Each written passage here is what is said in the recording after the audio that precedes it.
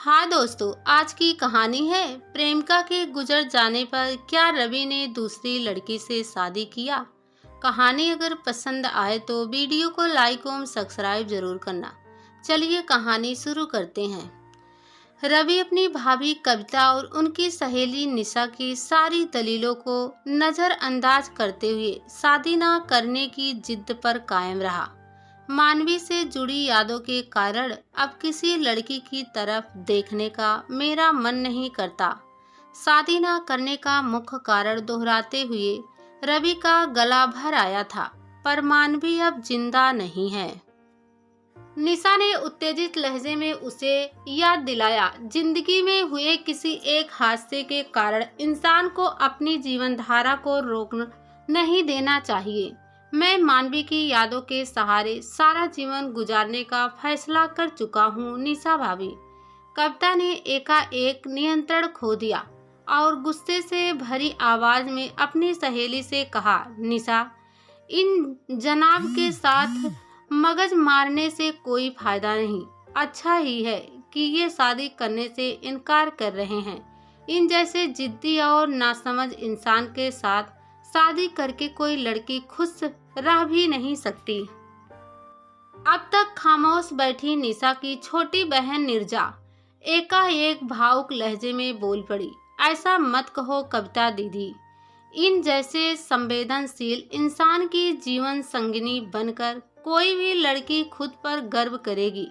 निशा और कविता को उसका शर्माते लजाते अंदाजा में अपनी बात कहने का यह ढंग हैरान कर गया।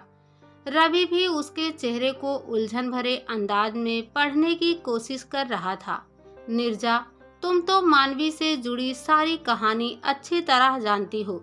अगर तुम्हारे लिए इसका रिश्ता आए तो क्या तुम हाँ कह दोगी? कुछ देर की खामोशी के बाद कविता ने मजाकिये लहजे में निर्जा से यह सवाल पूछ ही लिया। मैं तो फौरन हाँ कह दूंगी, निर्जा ने भावुक लहजे में ऐसा जवाब दिया। तो तीनों को यह बात एकदम समझ आ गई कि वह रवि को मन ही मन प्यार करने लगी है। कविता ने इस बार संजीदा होकर अगला सवाल पूछा, यह तो बता कि तूने ऐसा क्या खास गुण देख लिया रवि में जो इसे अपना दिल दे बैठी। निर्जा भावुक लहजे में बोली, कुछ दिन पहले जब दीदी के बेटे मोहित की तबीयत खराब हुई तो इनसे उसकी पीड़ा नहीं देखी गई थी। सबके रोकने के बावजूद यही उसे फौरन अस्पताल ले गए थे। भाभी, आप या दीदी वक्त बेवक्त इन्हें कुछ भी काम बताओ, ये उसे करने में बिल्कुल नानुकुर नहीं करते। गुस्सा तो जैसे इनके स्वभाव में है ही नहीं, सबसे हंसकर मिलते हैं। मैंने इन्हें गरीब लोगों से भी हमेशा प्यार और इज्जत के साथ पेश आते देखा है। इनकी तो जितनी तारीफ की जाए कम है। रवि ने माथे पर बल डालकर कहा, ऐसी बातें सोचने का कोई फायदा नहीं, क्योंकि मुझे तो कभी शादी ही नहीं करनी है। इस मामले में मेरा अपने दिल पर कोई नियंत्रण नहीं रहा। निर्जा ने शर्माते हुए जवाब दिया, तुम पागल हो क्या? क्यों इन सबकी हंसी का पात्र ना रही हो? आप जैसे संवेदनशील और नेक दिल जीवन साथी मुझे ढूंढने पर नहीं मिलेगा। वह अपनी धुन में बोली, मानो उसने रवि की बात सुनी ही ना हो। रवि को बिल्कुल नहीं सूझा कि वह निर्जा से आगे क्या कहे। उसे यूं बेबस देख निशा और कविता खुलकर मुस्कुराए जा रही थी। मुझे तो तेरी छोटी बहन को अपनी देवरानी बनाने में कोई इतराज नहीं। भाभी प्लीज, हम अभी आएं। ऐसा कहकर रवि ने निर्जा का हाथ पकड़ा और उसे उनके बीच से उठाकर बाहर लॉन में ले आया। तुम सबके सामने ऐसी पागलपन वाली बातें करके अपना और मेरा मजाक मत उड़वाओ। रवि नाराज नजर आ रहा था। आप इस दुनिया को छोड़कर जा चुकी मानवी के अलावा किसी और लड़की से प्रेम नहीं करते हो ना? निर्जा एकदम संजीदा हो गई। नहीं तो मुझसे शादी कर लो, तुम मेरी मजबूरी समझो प्लीज। मैं मानवी को प्यार करता था, करता हूँ और करता रहूँगा। मुझे बिल्कुल आपके जैसा ही जीवन साथी चाहिए। अपनी मृत प्रेमिका के प्रति आप अगर इतने वफादार हो तो यकीनन मेरे प्यार के प्रति भी पूरी तरह से ईमानदार और वफादार रहोगे। मैं मानवी से कभी बेवफाई नहीं करूंगा। नाराजगी भरे अंदाज में उठकर रवि अपने घर की तरफ चल पड़ा। और मेरा दिल कह रहा है कि हमारी शादी जरूर होकर रहेगी। नीरजा की इस घोषणा का कोई जवाब देने के लिए रवि रुका नहीं था। रवि का दिल जीतने की कोशिश नीरजा ने उसी दिन से बड़े उत्साह के साथ शुरू कर दी। पड़ोस में घर होने के कारण वह सुबह शाम खूब सज धज कर रवि से मिलने पहुंच जाती। मैं कैसी लग रही हूँ, रवि के सामने आते ही वह उससे यह सवाल तब तक पूछती रहती जब तक वह उसकी तारीफ नहीं कर देता। अपने फोन के कैमरे से वह रवि के हर किसी के साथ खूब फोटो खींचती। उसका हर काम भाग भाग कर खुद करती। उसके साथ ज्यादा से ज्यादा समय बिताने के लिए वह अक्सर रात का खाना उसी के घर खाने लगी थी। वह अक्सर अपने पिया की मैं तो बनी रे दुल्हनिया और मेरा पिया घर आया जैसे गाने मस्त अंदाज में गाती हुई दोनों घरों में घूमती नजर आती तो रवि के अलावा सब खूब दिल खोलकर हंसते। परेशान रवि हर किसी से फरियाद करता, कोई इस पगली को समझाओ प्लीज, या अपनी भावनाओं पर काबू रखे, नहीं तो बाद में इसे दुख होगा। उसे समझाना हमारे बस की बात नहीं है, वह तो तुम्हारे प्यार में पागल हो चुकी है रवि। हर किसी से कुछ ऐसा ही जवाब पाकर रवि की खीज निरंतर बढ़ती जाती थी। आने वाले कुछ दिनों में नीरजा ने अपने उत्साहपूर्ण व्यवहार से रवि के पिता कैलाश, माँ सावित्री और बड़े भाई राजीव के दिलों को भी जीत लिया। उन सब के मन में यह उम्मीद बढ़ गई कि कभी शादी न करने के रवि के फैसले को शायद नीरजा बदलने में कामयाब हो जाएगी। नीरजा की मां कांता ने विकास नाम के एक बिजनेसमैन के साथ नीरजा का रिश्ता पक्का करने का मन बना रखा था। जब नीरजा के रवि को दिल देने की खबर उनके कानों तक पहुंची तो वह अपने पति रमेश के साथ अगले ही दिन मेरठ से दिल्ली आ गई। नीरजा को सामने बैठाकर उन्होंने सख्त लहजे में उसे समझाना शुरू किया। शादी के बाद किसी भी लड़की की खुशियां सुनिश्चित करने में पैसा बहुत महत्वपूर्ण भूमिका निभाता है। तुझे तो इस बात से खुश होना चाहिए कि इतने अमीर घर की बहू बनने का मौका मिल रहा है। पर मैं रवि को पसंद करती हूँ, उसे दिल की गहराइयों से प्यार करती हूँ। नीरजा ने रोआंसे सुर में उन्हें अपने दिल की बात बता दी। पैसा सब कुछ नहीं होता कांता, हमें इसकी पसंद नापसंद का भी ख्याल रखना चाहिए। रमेश ने अपनी बेटी का पक्ष लिया। तुम तो अपना मुंह बंद ही रखो जी। कांता एकदम गुस्से से फट पड़ी।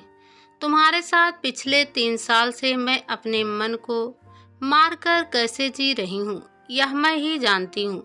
कभी ना मन चाहा पहना, ना कहीं घुमा फिरा। बजट बनाकर जीते हुए मेरी सारी जिंदगी बेकार हो गई। रमेश जी ने आगे कुछ ना बोलने में ही अपनी भलाई समझी।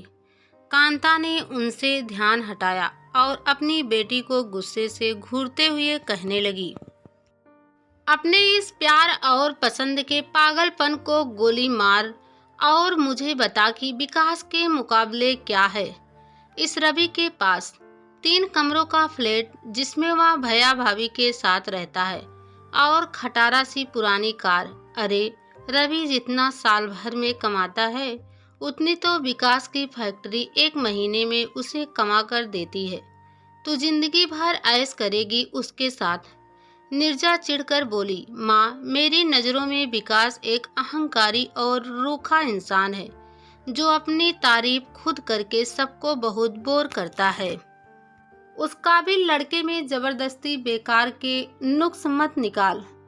देख उन्हें सुंदर लड़की चाहिए और ऊपर से तेरी मौसी यह रिश्ता कराने के लिए खूब भागदौड़ कर रही है। तुझमें थोड़ी सी भी अक्ल है तो फौरन विकास से शादी करने को हाँ कह दे। शादी के मामले में किसी ने मेरे साथ जबरदस्ती की तो मैं आत्महत्या कर लूंगी। ऐसी चेतावनी देखकर नीरजा उनके सामने से हट गई। कुछ देर तक अपनी बेटी को कोसने के बाद कांता ने नीरजा पर दबाव बढ़ाने के लिए विकास को फौरन अगले दिन सुबह मेरठ से दिल्ली आने का हुक्म फोन करके सुना दिया। सफल बिजनेसमैन विकास बड़बोला इंसान था, जिसे अपनी अमीरी पर बहुत घमंड था। उसे पूरा विश्वास था कि नीरजा उसके साथ शादी करने से कभी इनकार नहीं करेगी। नीरजा को मैं सारी दुनिया घुमाऊंगा। मेरी माँ शादी में इतने जेवर चढ़ाएंगी कि देखने वाले की आंखें फटी की फटी रह जाएगी। हनीमून मनाने के लिए मैंने स्विट्जरलैंड जाने का मन बना रखा है। हर वक्त ऐसी डींगे मारकर उसने कांता के अलावा सबको परेशान कर रखा था। रवि ने अगले ही दिन नीरजा से अकेले में कहा, इस विकास के साथ शादी करने को तुम हाँ मत करना। वह बोर इंसान तुम्हें अपने ढंग से कभी जीने नहीं देगा। मैं तो आपकी हमसफर बनना चाहती हूँ, पर आप हो कि हाँ, वह बात मत शुरू करो प्लीज। मैं तुमसे शादी नहीं कर सकता। रवि ने उसे फौरन टोक दिया। आप मेरी आंखों में देखो और बताओ कि वहाँ आपको अपने लिए गहरा प्यार दिखाई दे रहा है या नहीं। नीरजा एकदम से रवि के बहुत करीब आ गई थी। वह सब तो ठीक है, पर मानवी के साथ आपने सच्चा प्यार किया, पर अब वह इस दुनिया में नहीं है। उसकी यादों से जुड़े रहकर मेरे सच्चे प्रेम को अपने दिल में जगह न देने का फैसला करना कहाँ की समझदारी है। नीरजा का गला एकदम से भर आया। मैं मजबूर हूँ तो मैं भी मजबूर हूँ। अगर आपने हाँ नहीं की तो मैं परसों शाम को होने वाली अपनी जन्मदिन पार्टी में विकास के साथ शादी करने को हाँ जरूर कह दूंगी। नीरजा ने अपना फैसला सुनाने के बाद भावुक अंदाज में उसका हाथ चूमा और अपने कमरे की तरफ चली गई। उस शाम को विकास के वापस मेरठ लौटने से पहले नीरजा ने सबके सामने उससे कहा, मैं शादी को लेकर अपनी पक्की हाँ या ना आपको 2 दिन के अंदर जरूर बता दूंगी। नीरजा की इस घोषणा के बाद सभी रवि की तरफ आशा भरी नजरों से देखने लगे। उसके गुस्से से डर कर कोई कुछ कहा तो नहीं रहा था, पर उन सब की खामोशी भी रवि के ऊपर नीरजा से शादी के लिए हाँ कहने को जबरदस्त दबाव बना रही थी। नीरजा की आशा के विपरीत रवि ने शादी को लेकर कोई बात नहीं की। वह तो अपने घर से सुबह से देर रात तक के लिए 2 दिन ऐसा गायब रहा कि उन दोनों की अगली मुलाकात उसकी जन्मदिन पार्टी में ही हुई। पार्टी में शामिल होने के लिए जैसे ही रवि ने ड्राइंग रूम में कदम रखा तो उससे बेहद खफा नजर आ रही नीरजा ने ऊंची आवाज में सबको संबोधित किया, अपने माता पिता की खुशी की खातिर मैंने विकास से शादी करने का फैसला। रवि ने ऊंची आवाज में टोककर उसे अपना वाक्य पूरा नहीं करने दिया। नीरजा, तुम उस घमंडी इंसान के साथ कभी खुश नहीं रह सकोगी, तो आप क्यों परेशान हो रहे हैं? गुस्सा करना भूलकर नीरजा एकदम से रोवासी हो उठी। कविता ने भी चुभते लहजे में अपने देवर को डांटा, यह बिल्कुल ठीक कह रही है। तुम्हारे प्रेम में पागल इस प्यारी सी, इस भोली सी, इस सुंदर सी लड़की के सुख दुख की तुम्हें कोई चिंता करने की जरूरत नहीं। तुम तो जिंदगी भर अपनी मृत महबूबा को नाराज ना करने की फिक्र ही करते रहना। अब बस भी करो भाभी। आप सब लोगों के ताने सुन सुनकर मैं इतना तंग आ गया हूँ कि मुझे नीरजा से शादी करना मंजूर है। रवि की इस घोषणा को सुन नीरजा के अलावा वहां उपस्थित हर इंसान तालियां बजा उठा। सबकी नजरों का केंद्र बन गई। नीरजा ने उदास लहजे में अपने मन की बात कही, शादी के मामले में मुझे इनकी दया या एहसान नहीं चाहिए। ऐसी शादी करने का क्या फायदा कि इनके सामने मैं रहूं, पर ये मानवी के विचारों में खोए रहें। पहले तुम ही शादी करने को मेरे पीछे हाथ धोकर पड़ी हुई थी, तो अब क्यों इनकार कर रही हो? रवि ने उसके पास आकर मुस्कुराते हुए पूछा। मुझे लगता है कि मेरे साथ शादी करने का फैसला आपने खुश होकर नहीं किया है। मेरे मन में क्या है, अब यह भी तुम बताओगी? मुझे ही क्या, यह तो सबको पता है कि आपके दिलो दिमाग पर मानवी का कब्जा है। तो तुम्हारे साथ साथ और सब भी कान खोल कर सुन लो कि मानवी ने ही मुझे तुमसे शादी करने की इजाज़त दी है। रवि ने अपना पर्स खोलकर सबको दिखाया। पर्स में अब तक मानवी का फोटो सभी ने लगा देखा था, पर इस वक्त वहां निर्जा की तस्वीर लगी नजर आई। एकाएक बेहद भावुक होकर रवि निर्जा से बोला, मानवी ने ही कल रात मुझे देर तक समझाया कि अब से तुम मेरे सुख दुख का ख्याल रखोगी।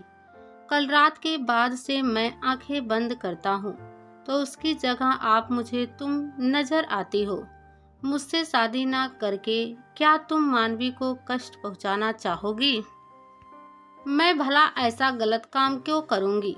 हमारी शादी जरूर होगी। निर्जा किसी छोटी बच्ची की तरह खुशी से तालियां बजाती उछली और फिर शर्माते हुए रवि की छाती से जा लगी।